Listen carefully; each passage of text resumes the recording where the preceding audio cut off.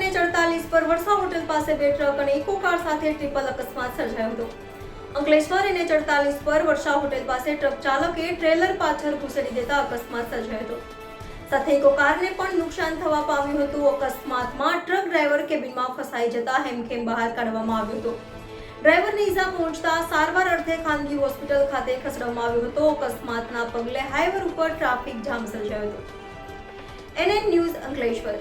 દર્શક મિત્રો, તમારી આસપાસ બની રહેલી અવનવી ઘટનાઓ વિશે જાણવા માટે NN ન્યૂઝને લાઈક કરો, શેર કરો, સબસ્ક્રાઇબ કરો અને બેલ આઇકન પ્રેસ કરો, જેથી આપને નોટિફિકેશન્સ મળતી રહે.